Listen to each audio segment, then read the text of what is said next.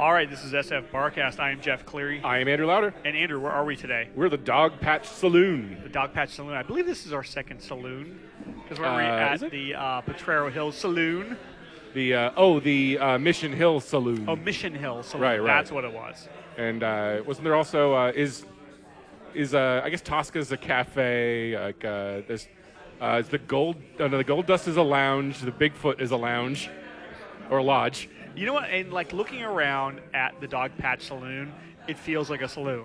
I know that even though you and I don't know what the definition of a saloon is, there's a lot of like wood paneling here. Right. And they've got like these old, like kind of faded framed photos of like a guy with like a really long mustache and sort of lesbian looking woman. And you can tell like they probably were like frontier people. Please don't talk that way about Teddy Roosevelt and his wife. Right. I don't think it is. They have like a wood burning stove here, so it does kind of have that sort of like old Western saloon-y exactly feel to combination barbershop, and saloon. Yeah. Why do people who like settled the West? They all look like they're in a barbershop quartet. Right. I forget what comedian it was. Like, I mean, this is going back to like Dr. Katz days too. But like, they were talking about how like back in the Old West, like you could walk into a saloon and be like, I'll have a steak dinner and a prostitute and a beer and some pancakes and like it's like and they just snap their fingers and it would all be right there. So I've seen Deadwood. It's totally true. Exactly. Like you just got to get Linda Hunt to like scrounge you up some food while Jerry Jewell like spills your beer all over the place. Yeah. Well, you have to like get eyeballed by Ian McShane on the corner. That's right. That's the only bad part is Ian McShane. Everyone else seems really friendly there. Timothy Oliphant is a great guy.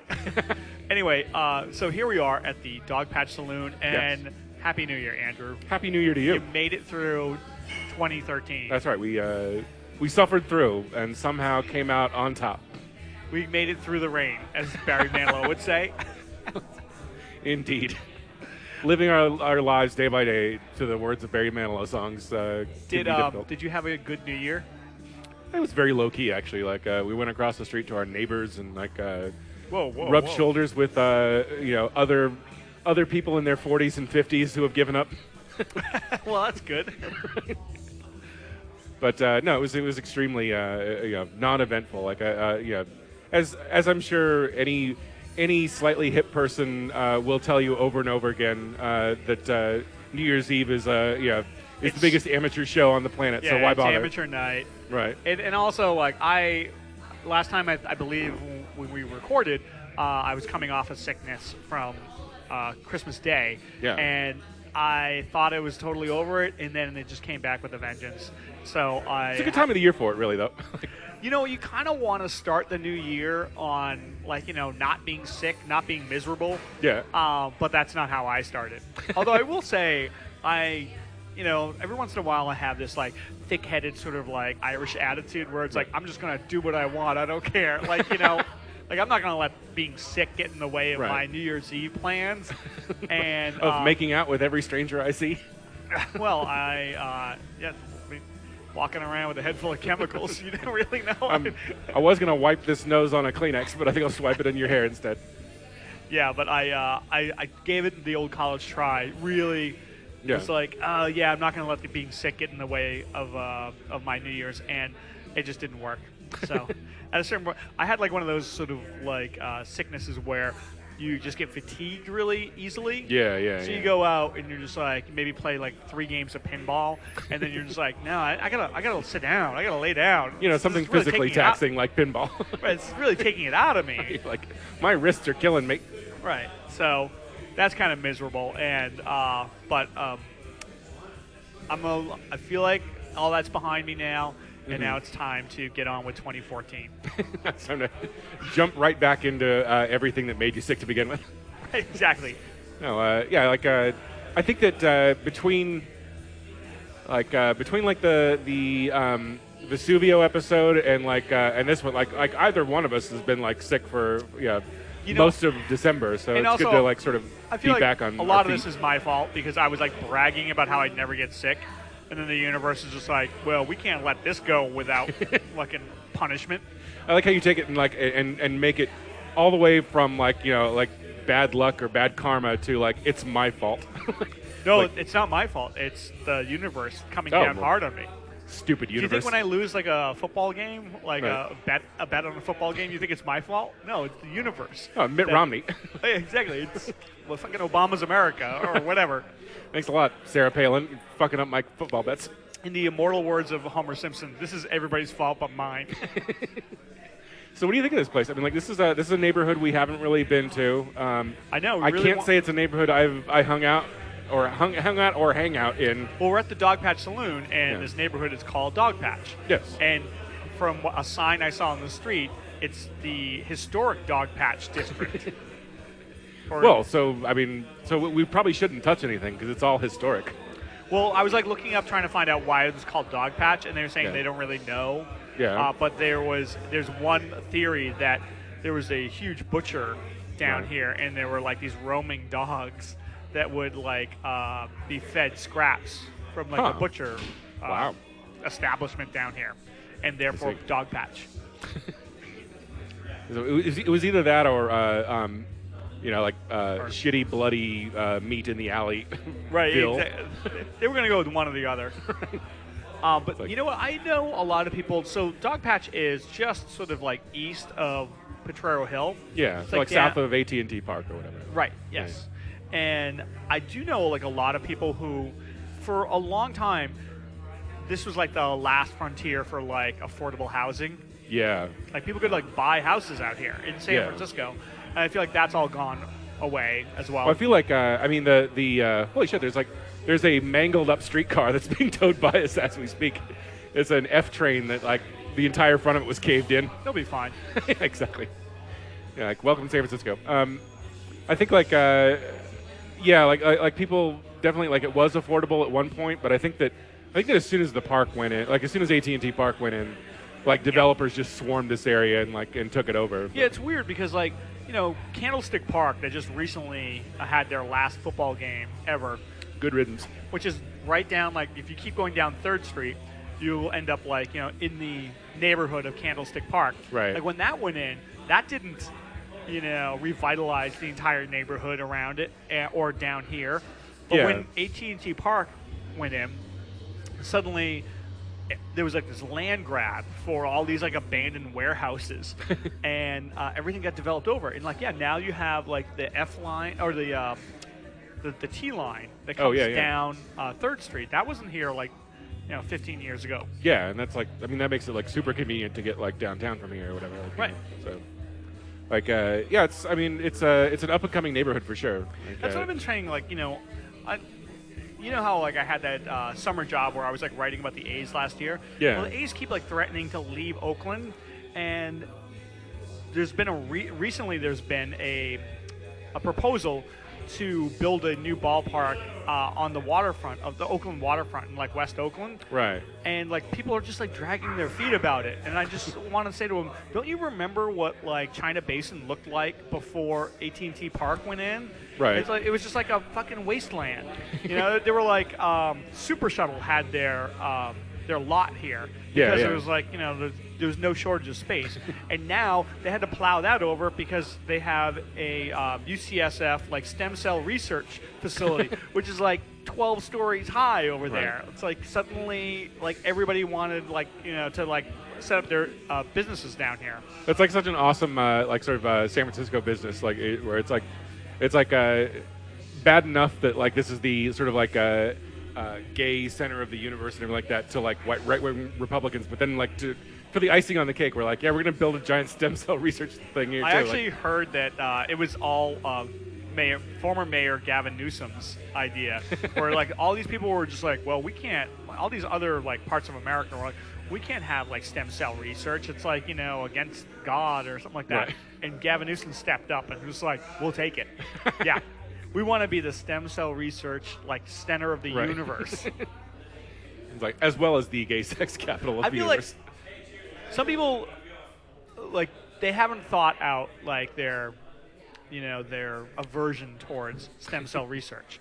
I mean, if they, because are you saying that ignorant, hateful people have an aversion towards learning about the subject they Well, everybody's like basically against it. The people who are against it are generally against it because of like religious reasons. They think it's like Right. it's an abortion, sort of like tampering, like playing God or whatever. Like right, it's an extension of the abortion issue. Yeah. But they don't understand that like stem cell research has all these great like inroads to treatment for spinal injuries and stuff, and also that they don't realize stem cells are delicious. Oh, I know. God, yeah. Incredible. You sprinkle a little frosting on it, and it's yummy.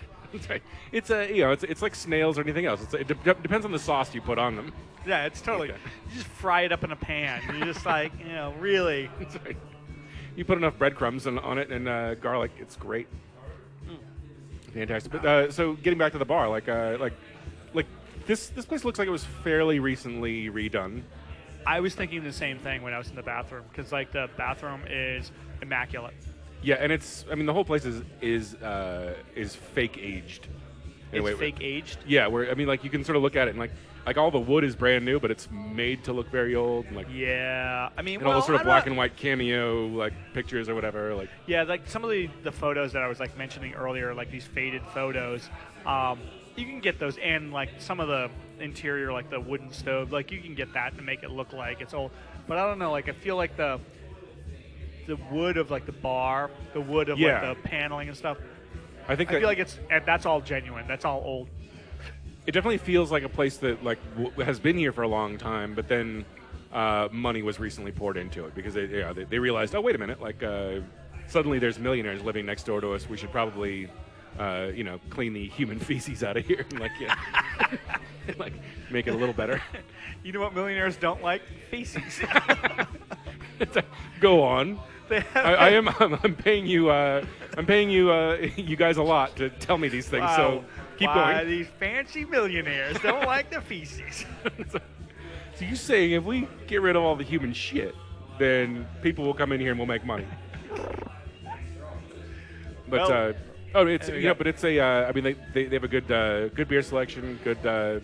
Yeah, the beer selection is like really good. And you know what? I want to point out, like, in the short time we've been here, I don't know, I don't see a jukebox, but they're playing amazing music. A lot of Gordon Lightfoot. They played, they went from, like, 70s soft rock, like right. Gordon Lightfoot and Engelbert Humperdinck. Right. And now they're doing, the Cure, and they had, like, REM. So, like, now they're doing their early 80s stuff. So it's the depressed college sophomore playlist. Yeah, but that could be the depressed college sophomore 80s right. playlist. Like, because like they're depressed college sophomores right now, and they're listening to like fucking Smash Mouth or whatever. I don't know. That would be depressing. It's like that's like the hardcore depressives that are like, I'm gonna listen to stuff that makes me even more depressed, like Smash Mouth. I'm gonna listen to Lit. I'm gonna listen to. That's right. I'm gonna listen to Cake. I'm gonna listen to every band that ever hit from Sacramento. Exactly. Soul Coughing? Yeah, okay, sure. Why not? The solo albums of M. Dowdy. Like, I'm all over it. Mike Dowdy. Oh, my God. All right, you want to take a break? Yeah, let's take a break and come back. All right, this is SF Barkast, and we are at the Dogpatch Saloon. All right, and we are back at the Dogpatch Saloon. The saloon. I was saying during the break that, like, the one thing this saloon is missing is those, like, half-swinging doors in the front. Yeah. Because I feel like that is what, like, a saloon is, right? Yeah, you can't make an entrance on a regular door. Like, you have to, like, push it open and let it swing behind you a few times to let... Exactly. Well, people, they like to see your chaps when you're walking in. So you got to have, like, half doors there. Right, exactly. Like, if they can't hear your spurs coming, what's the point? By the way, I'm just going to, like, cut right to the chase. By the way, we're not in an animal kill shelter. Yeah, the dog or no dog part of this. Yeah. Spoiler alert. Dogs are allowed in Dogpatch Saloon. They're very, And actually, I love being in dog-friendly bars. Right. Like the kilowatts like that. Yeah. I feel like, as long as the people there are like, like sort of know what they're doing, and like, I always hate going to like somewhere like the Tornado or something like that, and like somebody's got like a pit bull off leash or whatever, running around, and it's just like, I'm sure that the dog is totally sweet to you, but you don't know, like somebody could say it's like, it's a keyword and like from the kill shelter and like suddenly the dog's got like 3 people's throats in its mouth and it doesn't know what happened. Well, let me bring something up to you because I know that you're a dog owner as well, and this is something I just like recently learned. Supposedly, if you see a dog and there is a yellow ribbon tied around the leash of the dog, right? That is supposedly Tony Orlando fan. Well, I know, like in this article I was reading, it was like, do you know what a yellow ribbon around, like a leash, means? And I was like, oh, yeah, my first thought was Tony Orlando. Right, or I guess the troops. Yeah, exactly. I was thinking maybe like a troop coming home to their dog or something like that. But no, it's supposedly this movement where if you have a dog that you need to use caution approaching, you have a yellow ribbon around the, what do you call it? The leash. Oh, okay. So, like, if you're, like, walking around at a dog park and you see, like, a big pit bull with a yellow ribbon, proceed with caution. Don't go down there and start trying to, like, let them lick your face, okay? And at the same time, like, I feel like I have to say that, like, to the owner of that particular dog with the yellow ribbon, like, maybe you shouldn't be bringing your your dog that needs some sort of, like, alert that it's dangerous. Like, maybe you shouldn't bring that to, like, a bar or something. It also does feel like that's not going to be a good enough excuse. Like if some kid gets like their face mauled like bit, to death. and then you're like, well, there was a yellow ribbon on the like. You're like, what the fuck does that mean? You don't listen to SFBarkast? Just walk in like throw down your legal dossier and be like, dog had a yellow ribbon, case closed. Good night. Good night. Sorry, Your Honor. Christ. Yeah, that doesn't seem like it's quite good enough. Well, I feel like it's the infant stages of that type of notoriety, like that. Right. People don't know about it. Right. So like now, like maybe like in a few years when people realize what the hell that symbolizes. So you would think that like if it was a red ribbon or something like a yellow ribbon has too many other connotations like that aren't red ribbon dangerous. feels like red ribbon feels like it would be better. Although. Yeah. Or just a big sign that says, "Hey, my dog bites." Exactly. That's clear enough. This dog is the equivalent of like bath salt. He'll eat your face. Exactly.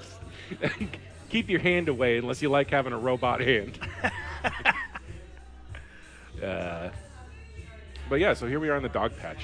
Dogpatch Saloon. Like yet a what would you call this? A somewhat gentrified area, or like getting close? Like I guess so. Yeah. Yeah. I mean, I feel like talking about gentrification in San Francisco, you would be hard pressed. Like maybe like I don't know, Bayview, or like there's some neighborhoods that like you just like I never go to. Yeah. That might not be gentrified over yet. But like, yeah, I feel like everything like the Outer Sunset and Outer Mission, stuff like that. Those are somewhat gentrification proof, but at the same time, like, not really. Like, I mean, yeah. I mean, like at this point, like having a San Francisco Valley. address is almost as valuable as like just Yeah. wherever you live. So, but I don't know. Yeah, like there are a lot. I'd be hard pressed to find a place that's not like gentrified over. Yeah. I mean, yeah, like Hunter's Point. Well, speaking of which, there was an article posted by a friend of the show, Kevin Montgomery, on his way more popular than this podcast, Uptown Almanac, where he's talking about the front man for the OCs, who is John Dwyer, correct? Like so the OCs, OHSEE, is a local band or sort of locally founded band. Yes. And I guess the lead singer, they've recently moved to Los Angeles as a band, which I mean that's fine. Like yeah. Like guess what? You That's can't what like you do. Yeah, exactly. If you're in I don't a think band, anybody's like pissed at them for doing that. Like right. I feel like if you're in a band or you're a comedian or you're an actor or an actress, right. You at some point you have to go to New York or LA, right? Yeah. That's the deal. Right. So it's not like a big Can't deal. be dicking around the Mission all your life. Well, I guess I guess John Dwyer in true sort of Peter Shee and that other guy fashion, decided to take a big dump all over San Francisco on his way out, like, and well, outline all the problems for us so that we can make the corrections. So maybe he'll come back. I will point out that the Peter Shee thing that is different because he's a guy.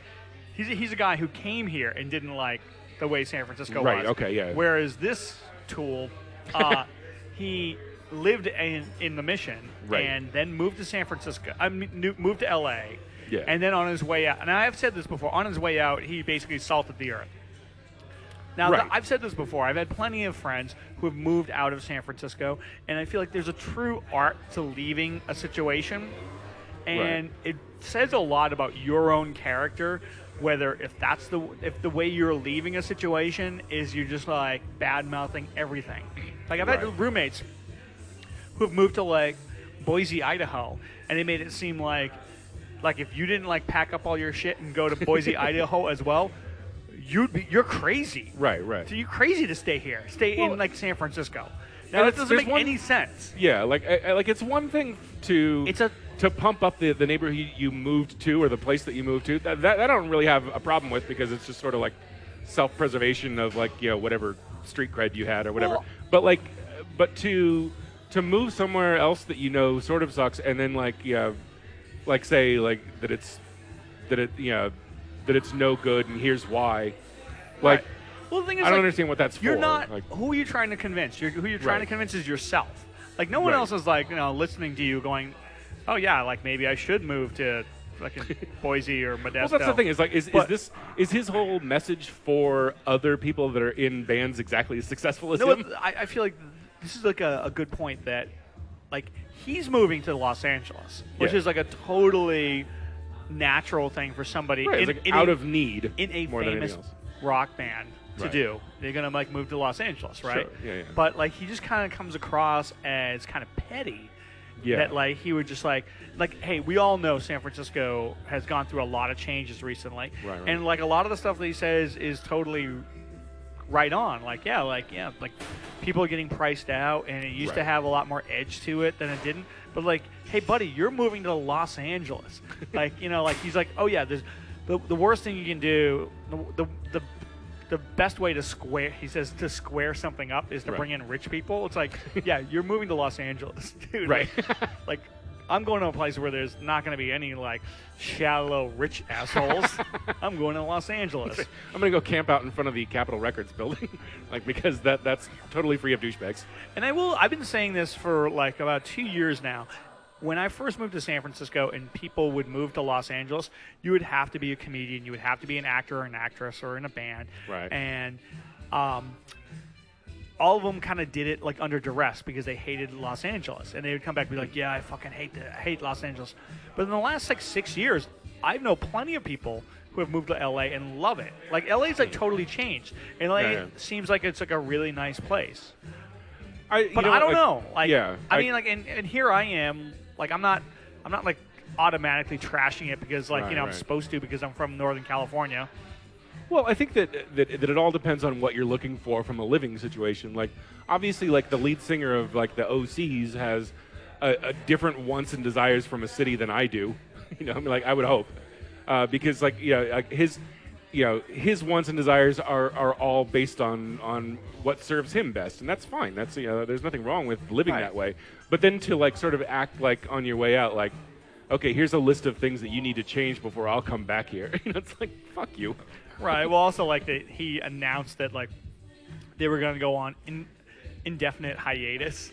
Like there was going to be like people massive void in the entertainment universe. Like people were going to be crying in the streets, like when Kim Jong Il like died. Like, look, dude, okay. And then like he took that opportunity during his like indefinite hiatus to talk shit about how San Francisco has changed. Yes, we get it. It's changed. Well, yeah, like you said, like his whole complaint about how this particular invasion is different because it's rich people and like rich people like square up the place and like fuck them.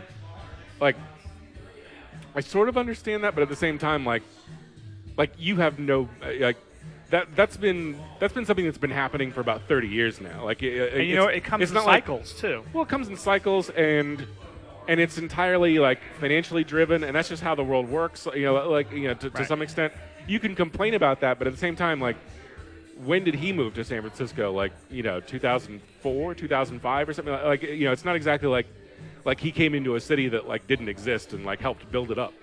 Right, yeah, exactly. Didn't you say he's from New York? I don't know. I mean, I'm not, without doing any research, I have no idea where the guy's from. He may have lived at 17th and Valencia his entire life. Yeah, no, I think, like, I'm pretty sure he's from elsewhere. But even if he was a local, even if he was a local, he would have known that, like, you see these cycles, whether it's like, the first .com boom, and then like the what was in between, like now it's like tech. Oh, so yeah, there was like genetics. .com too or whatever. I mean, like, but there was also like the genetics boom. Oh, sort of totally, thing where like we're talking about like the stem cell research and then Genentech. Yeah. It's like you see these things, they ebb and they flow, and then for someone to be like, oh yeah, this was just way too much. It was just way too much for me to handle anymore, and also my band's getting really big, so I need to go to LA. Right. Well, and these are all like like once you reach a certain level of success, like, and you're not paying for anything anymore, like you don't really.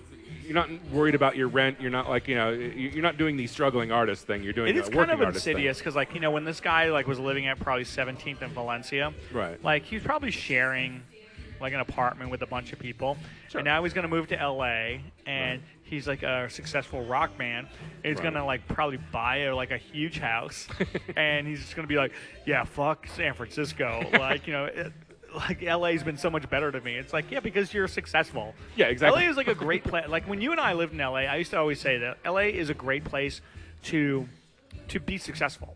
Sure. But it's a terrible place to struggle. Yeah. Like when you are like struggling in LA, right. And like you're a kid, and like you need to like get gas money and stuff. It's like just not the place to fucking do that. No, but if you're like a successful rich person and you want to play that role, like LA is like perfect for. Like midlife crises, like I'm kind of sick of my wife, and like I bought a Porsche, and now I'm dating some like 19-year-old. It's like LA's perfect for that. Well, it's like I've always considered like LA to be like a good place for basically being approached. Like like if you're at the point in your career where people come up to you and they're like, hey, I want to work with you. Right. Then that's great. Like there couldn't be a better place in the world because there's actual industry people there. But like if you're starting out, or if you're in a position where like essentially nobody wants to hear what you're laying down, like nobody gives a shit yet. I mean, like maybe you're the most brilliant person in the world, but nobody could give a crap. Then like somewhere like San Francisco is great because like there are places where you can sort of get your foot in the door and like communities that you can sort of be a part of, and that's great. But like as soon as you graduate from that. You don't have to like take a big dump on it and be like, fuck all you guys for like still trying and not being approached by like managers. Well, it's like fuck you. Rob Cantrell, one of our friend of the show. He had this great. He was talking about LA, and he was saying the great thing about Boston and San Francisco is that like if you're starting out as a comedian, you need to make mistakes. And I'm sure that's true of like musicians and actors and actresses as well, where it's like you need to make mistakes. He's like, but once you get to New York or LA, it's hard to like make a mistake in front of like somebody who like the president of like Comedy Central. You need to be polished up and ready to go in LA. Like you can be in San Francisco and cop that attitude that like you're the fucking best, and but you can like. You can burn some bridges here and then like leave. But like, it's like every mediocre entertainer here thinks that they're ready for like are basically like I'm ready for my shot. I know I can do it, and like and it's all set, which is great if you're in LA because you'll get that shot. But if you fuck up that shot in LA, it's going to take you a long time. You got to go to the back of the line. Yeah, basically, yeah. It's like whereas here, like they'll be like, well, you're just as like unsuccessful as the rest of us, so who cares? Right. Yeah. You took a shot and you fucked it up, and don't worry, you're still ahead of the game. Suck it up and have a beer. Somebody told me that I had a friend who you and I went to college with, Michael Patrick Jan. Yeah. Who used to work with the state and. Founding member of the state, probably like. Probably one of the founding members of the state, and like all those like. Wet Hot American Summer guys. He directed a movie called Drop Dead Gorgeous. Yes, Drop Dead Gorgeous. Yeah, it was like beauty pageants in Minnesota or something. Yeah, and it's got like all these like great actors and actresses in it. Yeah. But like it like totally bombed. Yeah. So somebody told me that he got put into what they call in Hollywood jail, which means you got to go to the back of the line again. So you kind of had a shot, and then you like for years he's just like, okay, now I got to do other stuff. Right. And he worked his way back, and now he's like working again. A lot of that, a lot of that is like good fortune and timing as well as everything else. Because like, in my opinion anyway, I don't think that Tom Lennon or Ben Garant or anything like that have done markedly better work than Mike Jan. I think but they just did it at the right time. At Reno 911. Yeah, and like and I think that if let's say like Mike Jan's movie Drop Dead Gorgeous comes out today, it'll probably make a fortune in video sales and stuff like that. Yep. Like whereas that didn't really exist before. So it's a different environment, and like that's just the way it is. But like you say, like he was sort of put in the back of the line. Everybody said like, which is almost worse than being unknown, because people are like, oh, I know him. He directed that shitty movie, or like the one that didn't make any money.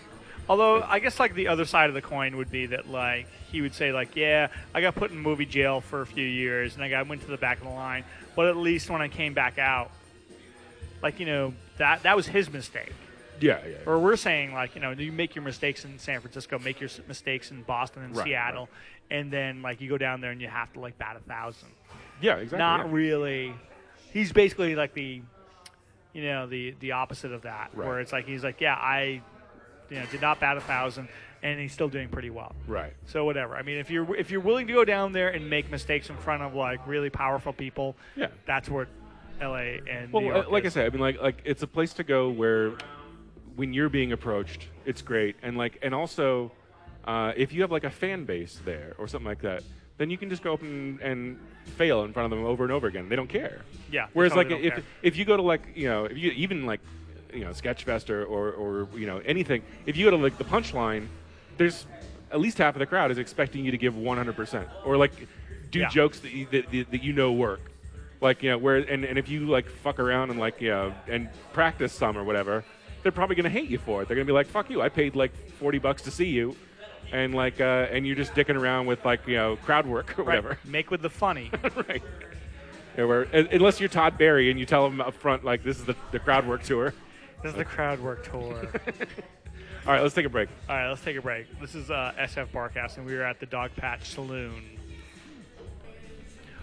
All right, and we are back at the Dogpatch. Indeed, at the I almost Dogpatch said the Red Dog Saloon. Is there a Red Dog Saloon? There's the Red Jack Saloon that we did with Drew Harmon, rest in peace. He'll be fine. He'll be fine. He's a rock. So here we are at the Dogpatch Saloon. Also, one of the things, we switched seats here, and now like I am realizing that there is a piano. I don't know if it's a player piano in the back, and it's like this all wooden piano, and I feel like that just like adds to the allure of a saloon. In a place like in a saloon environment, that would have to be called a piani. A piani? A piani. Get on the piani, Cookie. If I was like running a saloon and I brought in like a wooden piano like that, right, I'd be like, you know what? Somebody shoot some bullet holes through it so it looks authentic. We need somebody to come along and violently kick out the seats from underneath them as they draw their guns, just so that all the chairs have the right scuff marks for that kind of thing. This is like the future of like multi-million-dollar bars where like they hire consultants to come in and like shoot up the place to make it look like an authentic Wild West. We want to open a really expensive saloon, but we just don't know what it's going to take to make it look good. Here we come. Okay, now this is kind of controversial. Where's your spit platoon? We're gonna need to hang a black guy in the corner, just so he becomes a ghost and haunts the place. Because then it's not a real saloon unless you do that. I feel like that would be a good theme, like a haunted ghost bar. Haunted lynched black guy. Well, not. I'm gonna pass on the lynched black guy pass theme. on the racist implications of everything. But I'm going to buy on the haunted bar where it's just like, yes, this place is haunted by a bunch of like alcoholics, ghosts. I want to say that there was a bar on that bar rescue show that was basically like it was if like Rob Zombie opened a bar and like somehow it was failing in like suburban Las Vegas, that the place was just like full of like blood and like horror movie iconography. But what are you gonna do? I was in, I think it was Charlotte, North Carolina, and I went to a dog bar there that was like one of the greatest dog bars I've ever been to. Like the bar was more geared towards dogs than it was towards people. Right. Like there was like two like gates, so your dog could like, even if it got through the first gate, could not go to the second gate. Yeah. And there was just like dog bones everywhere.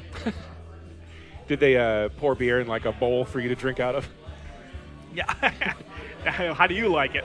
Right. It's like, do you want it on the rocks or with bacon and kibble? With kibble. But yeah, this place has definitely been revamped. But I like it. Like, it's it's got kind of a good feel to it. It's definitely like it feels like a locals bar, but but local in this area sort of means new. No, in a weird way. But also like it. I know what you were saying. It doesn't. We don't mean like the people that the OC's lead singer is complaining about. Right. Not locals like that, but like people who've been here for a while. Yeah. Like, I feel like people. At least a few months. And also like I went to get a beer during the break, and I happened to know the bartender Ben, who used to do comedy in San Francisco. There we go. And so like it's a very neighborly like San Francisco. It's not a bunch of like, as they would say in the OCs, newbies. Yeah, like they're not squaring up the neighborhood. Noobs. Like noobs. What kind of like fucking punk rocker in 2014 uses the term noobs? Yeah, uses the term noobs and then also uses the word like squaring up. Yeah, you're like, square. Hey, take that to Daly City, Papa. Just square. I think those people are a bunch of stinkers.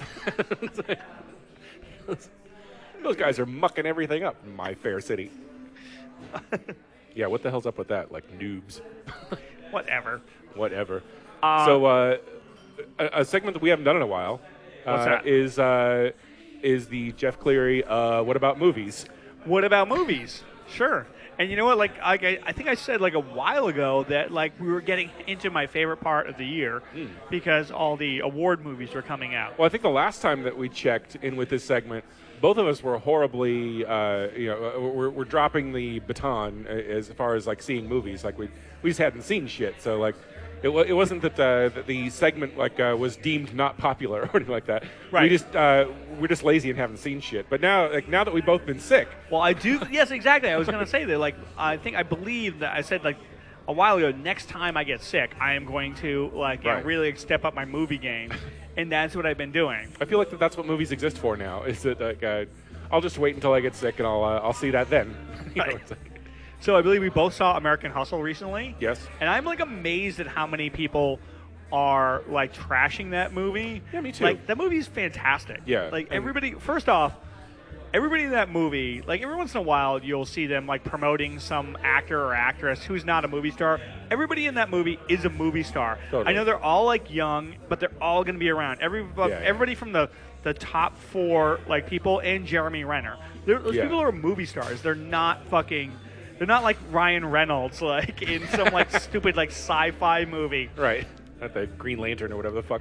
Right, Green yeah, Hornet. exactly. It's like they're constantly trying to make Ryan Reynolds into like this like viable movie star. It's like, yeah, and he keeps like eating a dick every time he opens a movie. So, like, no, these people are movie stars. Yeah. And like, I can't, like a lot of the complaints is like, oh yeah, it's like this Scorsese ripoff. Well, you know what? Scorsese hasn't made a good movie in a like fucking what, a decade? And you know what? I think the people that didn't like American Hustle are the ones that were walking in expecting a Scorsese ripoff, and it totally wasn't. I mean, like, so their criticism is actually like completely backwards because I think they wanted it to be like this, shoot 'em up fucking Sting. Oh yeah. Or any other, or like Boogie Nights or any other like sort of like everybody's it's the 70s and everybody's dancing to disco, doing coke and shooting each other. Isn't this great? But like the characters themselves were actually the focus of the movie, and like that was what was so great about it, I thought. Yeah, well, I do feel like the people who are like desperately trying to convince people it's not a good movie remind me of the people like 20 years ago who were desperately trying to convince people that Boogie Nights was not a good movie. It's like, and good luck pushing that stone up the hill, Sisyphus, because that Sisyphus and Ebert. Sisyphus and Ebert, right? Like I enjoyed it, and I wasn't necessarily like really looking forward to it. I mean, I love David O. Russell. Everybody in it. I used to hate David O. Russell, and he's totally won me over. But like, I mean, it wasn't. It didn't seem like the subject matter that like where I would like it, because I was like, oh, you know what, it is going to be like a Scorsese ripoff or something like that, maybe. Like, yeah. But when I saw it, I was like, oh, you know what, like. All of this stuff is just backdrop for like this really great character study, and right. like, and the characters are. And that was as soon as you realize that that's what it is, then it becomes really good. Amy Adams is amazing in this movie. Her acting is amazing, but the character they wrote for Jennifer Lawrence is incredible. Like, and it's just like anybody who like complains that it was kind of boring is just like wants a little bit more shoot 'em up, and I'm just like, sorry, you're not gonna get it. You're gonna have to use your mind this time. Anyone that complains it was boring obviously wasn't looking in the middle of Amy Adams' chest the entire movie, because like everything she wears is basically like a side boob extravaganza. By the way, side boob extravaganza. That'll be our next special, our next year-end episode. Also, like, people who were complaining that it was like a Scorsese ripoff. Have you seen the movies that Scorsese's been making? I've heard that The Wolf of Wall Street is really good, but like, he should be ashamed of himself after like the 2008, economic crisis, where all these like Wall Street like bankers, like they basically crippled our economy, and then like he's basically glorifying all this greed again. Like, and it's like, yeah, like if you think that's like amusing.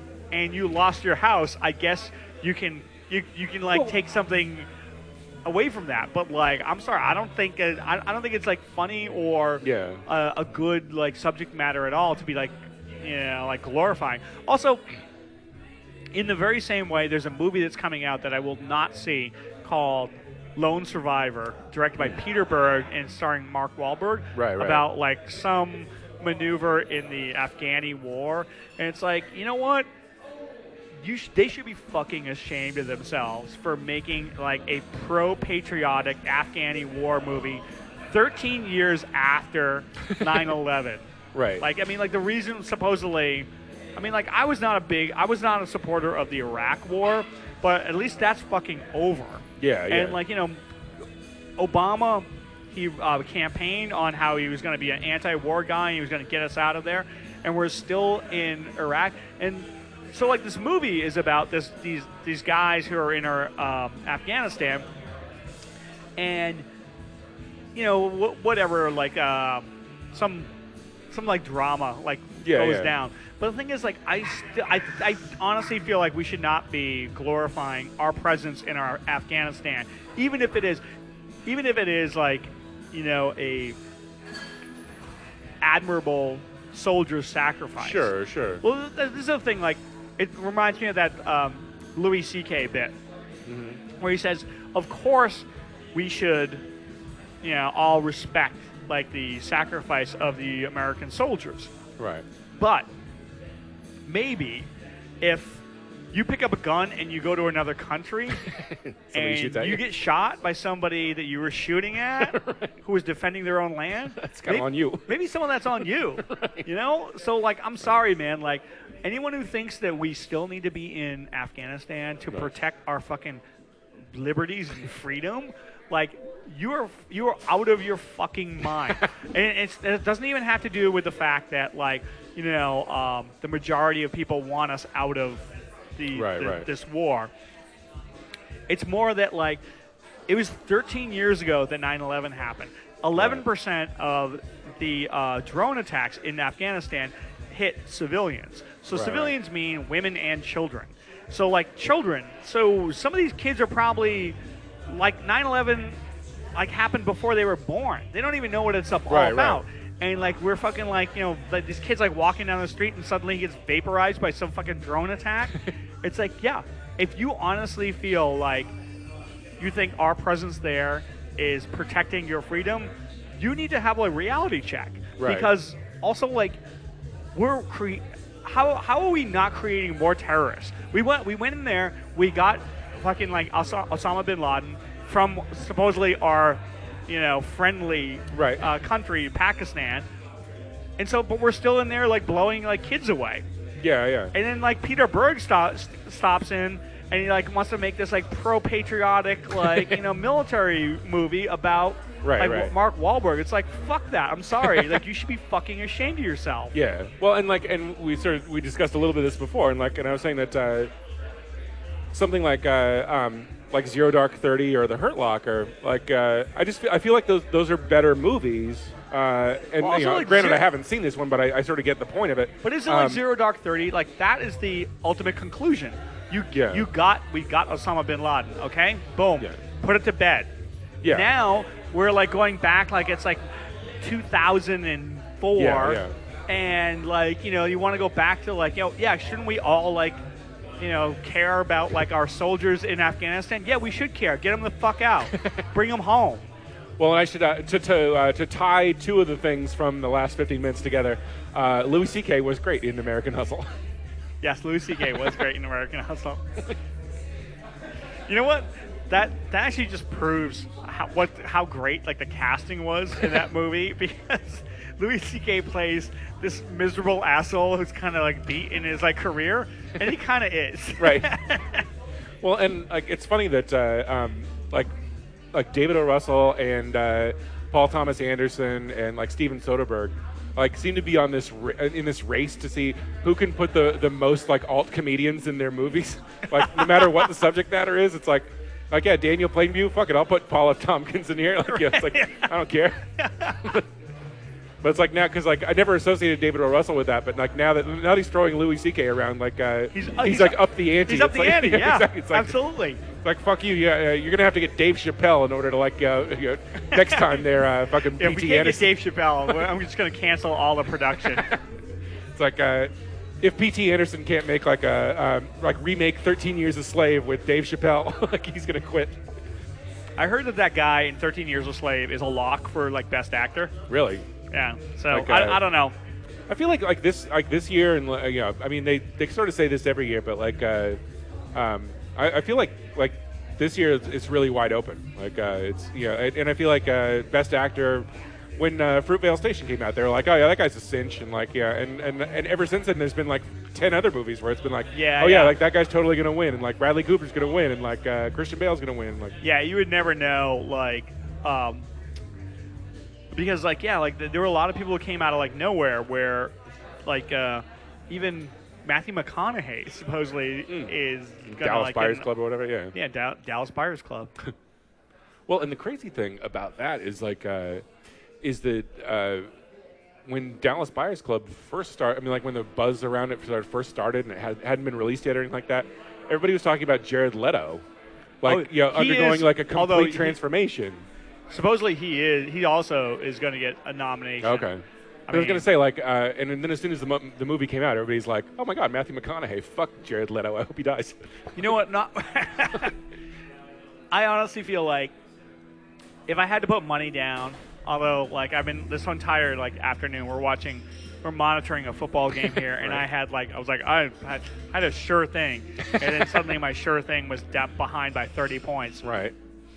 But if I had to put like two sure things down for like the Oscars, it would be the guy from 13 Years a Slave, who I have no idea what his name is, right, and Jared Leto as like supporting actor and supporting actor, yeah. Okay.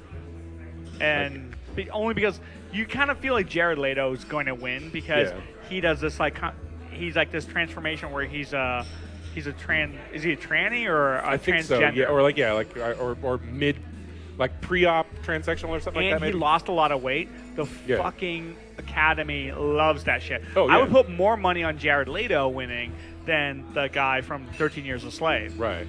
But I would think those two guys are locks.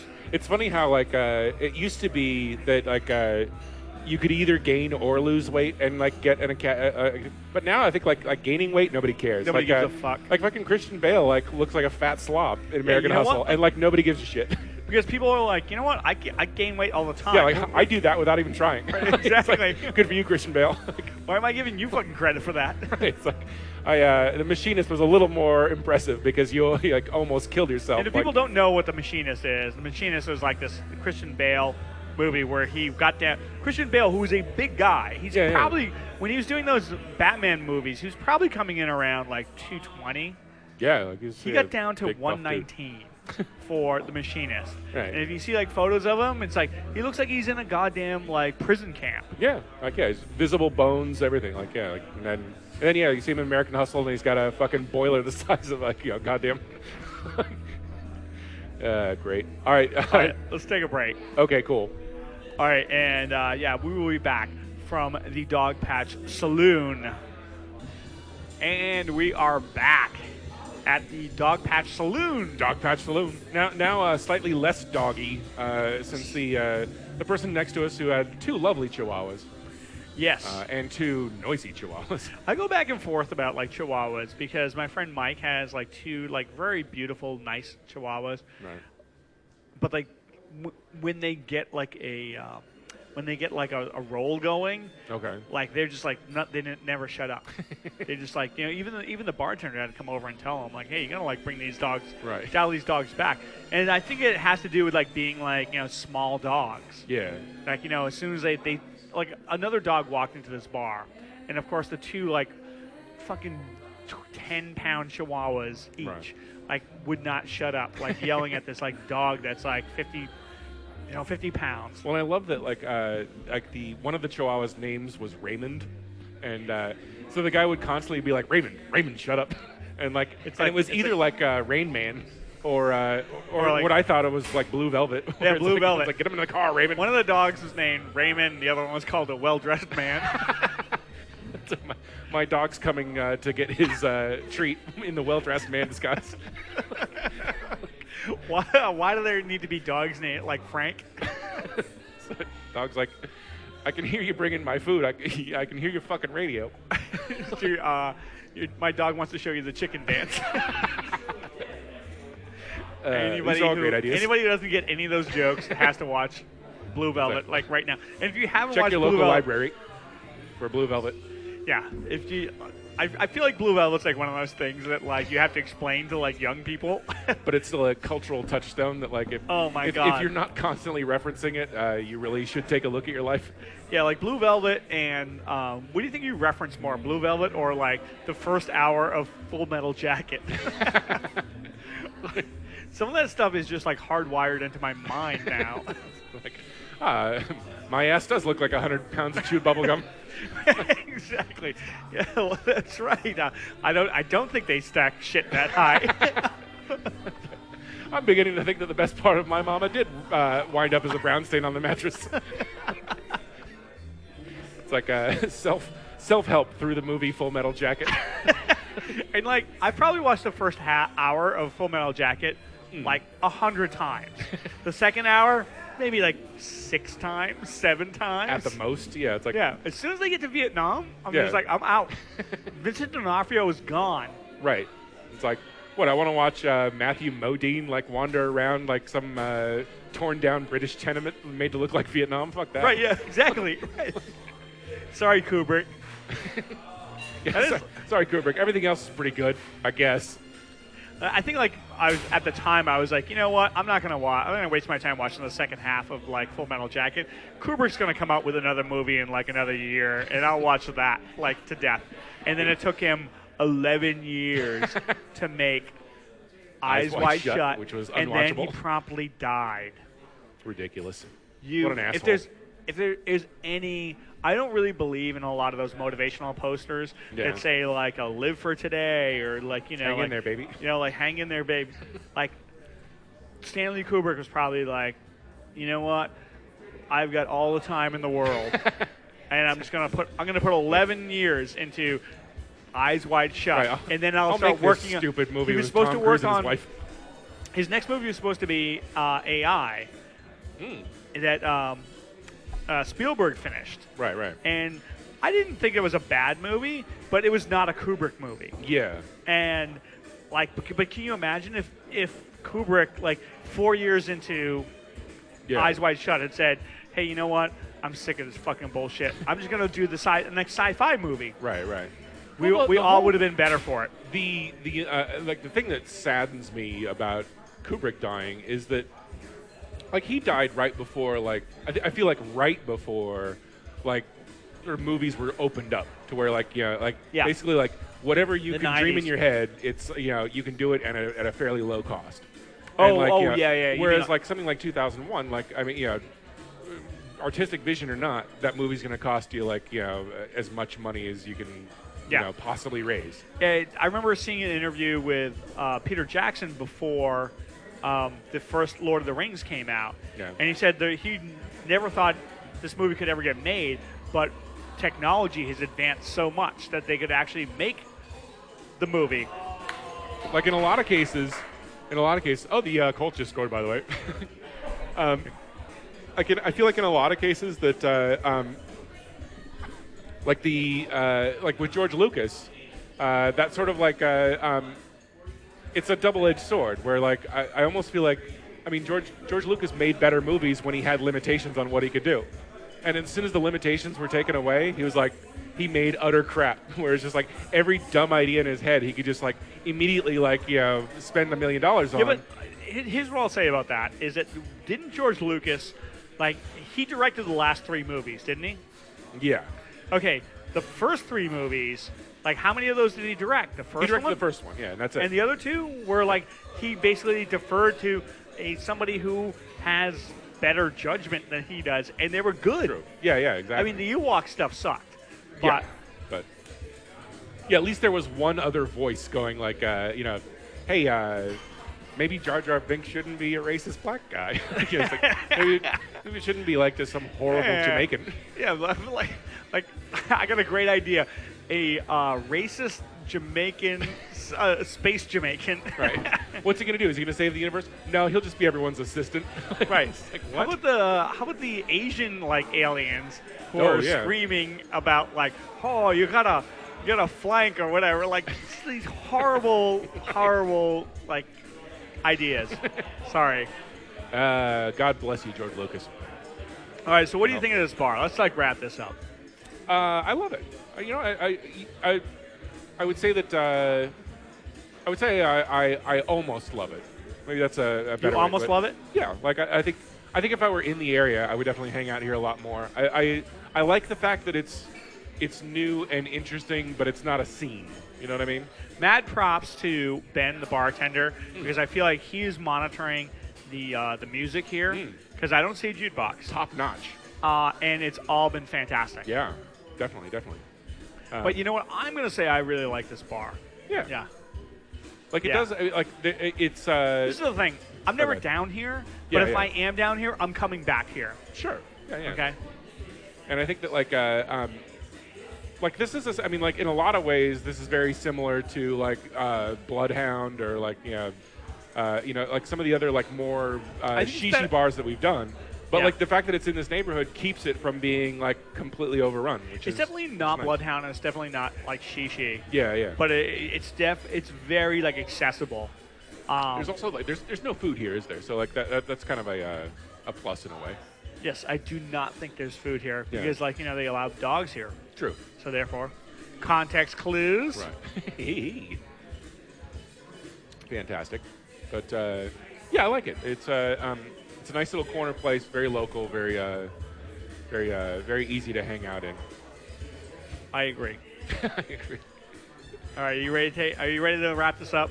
Let's take a quick break. I know. Okay. We'll come back for the final segment and okay, cool. And fuck shit up. All right, let's fuck this shit up in a second. All right, this is SFBarkast, and we are at the Dogpatch Saloon. Salud. All right, and we are back. What's up, everybody? What's up from the Dogpatch Saloon? Exactly. Sorry, I cut you off before you got the name of the bar in. The Dogpatch Saloon. So do we have any plugs this week? I feel like I had a lot of anti-plugs this week. Like, don't go see the movie Lone Survivor. By the way, don't tell me how it ends. Even though it's called Lone Survivor. Right, exactly. And there's a lone survivor. You know what? I'm hoping that Mark Wahlberg survives at the end of that movie. I'm willing to bet. I bet he's the only one. I bet he's the only guy that makes it who survives. Right. Well, it's kind of like the movie Rush. There's about Formula One race car driving with the guy from Thor in it, like directed by Ron Howard. Uh-huh. They drove really fast in that movie. I was surprised because with a title like Rush, you would think that they would just sort of like dilly-dally around the racetrack. Yeah, I thought it would be called like Slow Down. Yeah, exactly. Like, hey, where are you going? Yeah. Where's the fire? And also I guess my other plug is that this last week I heard an episode of the Erotic Fan Fiction podcast. And right. This sounds anybody who's not familiar with it will think that this is some sort of porno podcast or something like that. But it's actually a comedy show that goes on every week in LA, where different established big name comedians will come on and they're given a topic, usually something just out of left field, like George Lucas movies or whatever. And they have like half an hour, 20 minutes or whatever to come up with an erotic short story based on that. And the most recent episode that I heard, a comedian that I believe got his start at Annie's, or at least it was one of the first times he went up. Really unique, super interesting, crazy comic who's done very well for himself as a writer on the Eric Andre show now.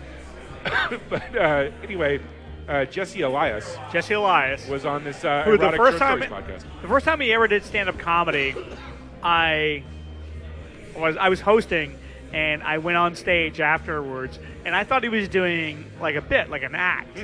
And I got on stage, and I looked at his friends, and I said, is he doing a character? Because sometimes you do see people who it's kind of like a Pee Wee Herman character, where it's like, oh no, I'm doing a character. I'm not really like this. Right. And so I looked at his friends, I was like, is he doing a character? And his friends were just started laughing. They're like, no, that's the way he really is. And I said to him, I was like, if that's the way you really are, you're light years ahead of everybody who's starting out. Because he had just done his first open mic. Right.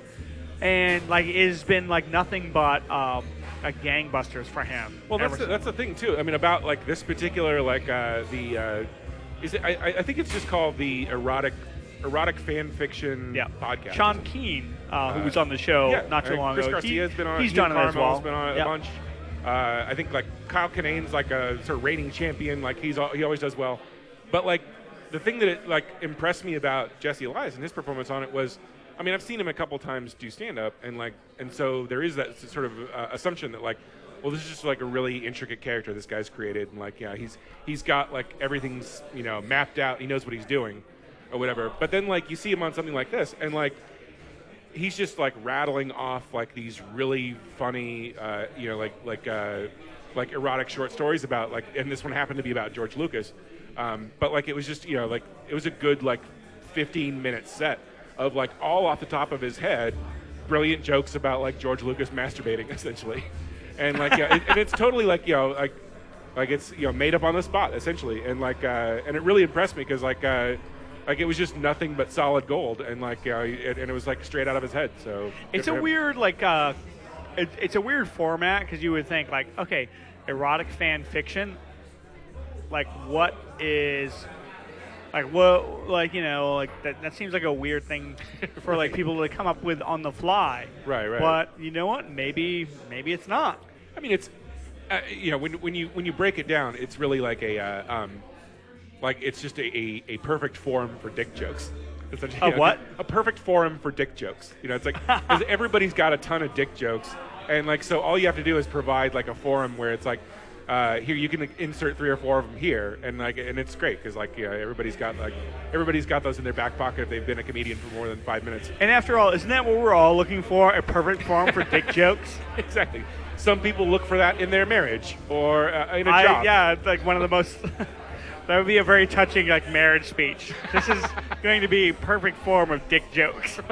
I'm actually giving a TED talk this weekend on where to shoehorn in your dick jokes. Shoehorn. Shoehorn. All right. All right, you ready to go? Because I believe the Indianapolis Colts have just won this game. Well, bad luck for you, Kansas City. To all of our Kansas City listeners. And to all the people who Get out had of Kansas City. money on Kansas City thinking that they had won in the first half. Yeah, exactly. When you were up 45-10, you were probably spending that money that you were guaranteed to make. And like, oh my God. Not so much. Not so much. Too bad. Too bad, so sad. All right, so I like this bar. What about you? Big thumbs up. Big thumbs up. Big giant thumbs up your ass. Exactly. Okay. And you know what? You didn't even have to shoot you over a sarsaparilla because we're in a saloon.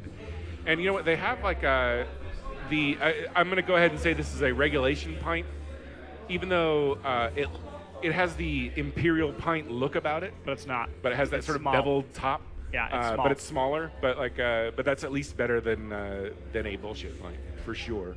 For sure. For sure. All right, so this is SF Barkast. We're Happy signing. New Year, everybody. Happy New Year. Happy 2014. Don't forget to cover your succulents. And we'll see you next time at SF Barkast.